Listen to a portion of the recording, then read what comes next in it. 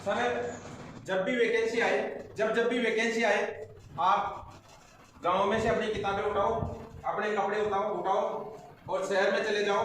2 महीने पहले शहर में जाके एक रूम ले लो और दिन रात ये कर दो, जिस परीक्षा में को आप देते हो उसमें फेल हो जाओ, वैकेंसी खत्म हो जाए, वापस घर चले जाओ। फिर नई वैकेंसी आए, कपड़े उठाओ, बैग उठाओ, रूम किराए पे ले लो, पढ़ाई करो, परीक्षा दो, फिर वापस घर चले जाओ। क्या आपका सिलेक्शन हो जाएगा? नहीं। ऐसा ही होता है कंपटीशन में। मैं जितने लोगों से मिला हुआ हूँ, मैं आरसीएम आने के बाद बहुत सारे लोगों को मोटिवेट करता हूँ इसके लिए कि वैकेंसी कब आ रही है, परीक्षा की डेट कब है और सीटें कितनी है, इस पर आपको ध्यान नहीं देना है। हर आदमी बोलता है कि भाई साहब इसमें तो 300 सीटें हैं, फॉर्म तो 3 लाख है। मतलब तेरे को तो एक ही सीट चाहिए, तेरे को तो एक ही सीट, 299 तो वैसे ज्यादा है, तो कितना ही पढ़ ले, तेरे को तो सीट तो एक ही चाहिए ना। 3 लाख और तेरे क्या लेना देना भाई, पढ़ने वाले को तो एक सीट चाहिए। कॉन्फिडेंस आपका इतना होना चाहिए कि एक सीट है तो आप कहो कि मेरा नंबर आएगा। आपका नंबर क्यों आएगा? क्योंकि मैं तैयारी करता हूँ, और तैयारी 12 महीने की होनी चाहिए। ऐसा नहीं वैकेंसी निकले तब आप तैयारी करने जाओ। कोरोना में वैकेंसी आगे बढ़ी, कई सारे लोग थे जहाँ मैं रहता हूँ कि तैयारी कर रहे हैं, जूझ रहे हैं पूरी तरह से। जैसे ही पता लगा कि एग्जाम पोस्टपोन, उठाए सामान, मकान मालिक को कहा कि भाई अब हम नहीं पढ़ेंगे, ये तुम्हारा कमरा संभालो, और वो घर चले गए। वापस 25 सितंबर डेट आ गई है, वापस आ गए। अब मुझे दोनों में से ये बताओ, जो रेगुलर तैयारी कर रहा है उसका नंबर आएगा या वो जो 2 महीने जाके वापस आया उसका नंबर आएगा? यहाँ पे भी जो आरसीएम को 12 माह करता है उसका आरसीएम चलेगा, जो 2 महीने आरसीएम करता है उसका आरसीएम नहीं चलेगा। कहने में भी मुझे अफसोस है और सुनने में भी थोड़ा बुरा लगता है। टारगेट मंथ में आरसीएम आपकी वजह से नहीं चलता, टारगेट मंथ में आरसीएम सबसे ही चलता है। और गलती से टारगेट मंथ में आप रॉयल्टी पे आ गए, ईगल आ गए, रनर आ गए, बिगल आ गए और आप मस्त हो गए। जैसे आप पिन मिल गई, एक ही महीने में पिन मिल गई, उसके बाद में आपने बीटा बस्तर समेटे और गाँव चले गए। फिर वापस दूसरा टारगेट मंथ आएगा, उसमें आओगे, फिर वही फ्लो में आप बह जाओगे और आपका बिजनेस वैसे ही चला जाएगा, क्योंकि वो तो नॉर्मली जाता है। तो ऐसे आपके घर में रेगुलर इनकम नहीं आएगी। लेकिन अगर आप 12 महीने वाली आरसीएम करते हो तो आपके घर में रेगुलर इनकम आएगी। रेगुलर इनकम चाहते हो या 2 महीने इनकम चाहते हो?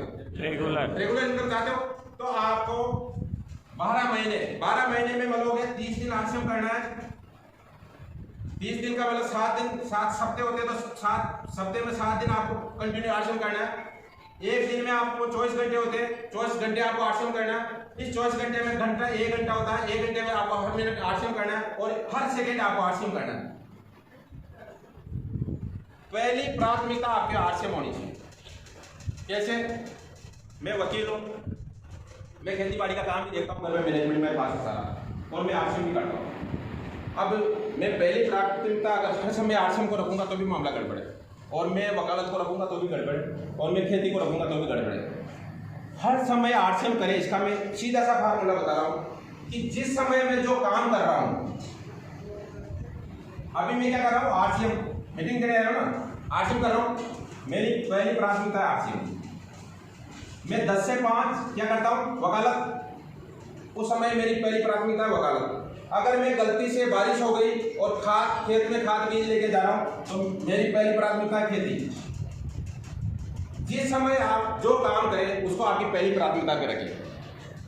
आरसीएम आपको कभी नहीं कहता कि आप जो वर्तमान में काम कर रहे हो उसको छोड़ के फुल टाइम आरसीएम करें। आरसीएम ये कहता है कि आप पार्ट टाइम में कर लीजिए, उधर का काम आप सेव करें, उसके बाद जो समय मिले उसमें आप आरसीएम करें। लेकिन एक समय ऐसा आ जाए कि उधर जैसे आप आरसीएम करते हो 2 घंटा, अदर काम करते हो आप 10 घंटा, तो 10 घंटे की इनकम आपकी कम पड़ने लग जाए और आरसीएम की इनकम उतनी हो जाए जितनी 10 घंटे काम करने से आ रही है 2 घंटे में, तो धीरे धीरे आप फुल टाइम आरसीएम आ जाए। क्या करें? फुल टाइम आरसीएम आ जाए। धीरे धीरे आना, एकदम से नहीं आना। आज कई बार होता है कि जैसे कोई प्राइवेट टीचर है, स्कूल चला रहा है, 150 बच्चे हैं उनके पास, और मैं गया आरसीएम समझा रहा हूँ बच्चों को, भाई कल से मत आना, मैं तो आरसीएम करूँगा। आरसीएम में एकदम से पैसा नहीं आता, लेकिन अगर आप किसी भी काम के साथ धीरे धीरे करोगे तो मेरी गारंटी है उतना पैसा आएगा जितना आप लेना चाहते हो। कॉन्सेप्ट क्लियर है। 1 तारीख को आप अपने दिमाग से पूछते हो, बोल भाई तुझे कितना पैसा चाहिए, तुम्हारा दिमाग फ्रेश टाइम में कह देता है कि मुझे इस महीने 50,000 रुपये चाहिए। आप, मेरी गारंटी, आप 50,000 रुपये कमाओगे। तो पहली प्राथमिकता कैसे रखोगे? जिस समय जो काम कर रहे हो। अब बहुत सारे लोग आज इस समय भी क्या कर रहे हैं, बैठे तो यहाँ पे, लेकिन दिमाग चल रहा है कि यार शाम का खुणो मिलना चाहिए, खुणी साथ पार्टी में बैठना चाहिए, खुनका ठिया लिया फायदा देना चाहिए, खड़ों बीज लाना चाहिए, तो वो न आर्ट्स कर पाएगा न वो खेती कर पाएगा। अगर सर ये बेटे बेटे यहाँ सोच रहे हैं कि यार कल स्कूल में प्रिंसिपल साहब को कल मेरे को ये कहा था, कल मैं उसका जवाब ऐसे दूंगा वैसे दूंगा, तो आर्ट्स में नहीं सीख पाएंगे। आज जिस समय जो काम करो उसको प्राथमिकता देनी है। समझ में आ गया सीधा कंसेप्ट है? यस। अगर अपने को सामान बेचना है आरसीएम का, उस समय कोई मुझे कहे कि पैसा आप वकालत करता, मैं नहीं करता, मैं अभी तो नंबर में चांदी देने खरीदना तो खरीद। जब मैं वकालत करूंगा तो वकालत की बात करने आ जाना। जब मैं खेती बाड़ी का काम कर रहा हूँ, मैं छोटे भाई को समझा रहा हूँ कि भाई तेरे को इस बार ये बीज बोना वो बोना, उस समय मुझे कोई आगे कहे पैसा आरसीएम मैं नहीं समझा सकता तेरे को आरसीएम। अभी खेती बाड़ी का काम चल रहा है। डिफरेंस रखो, खींचड़ी मत बनाओ मतलब, और खींचड़ी नहीं बनाओ तो आपका आरसीएम चलेगा। नहीं बनाओगे आज से खींचड़ी? यस। शानदार।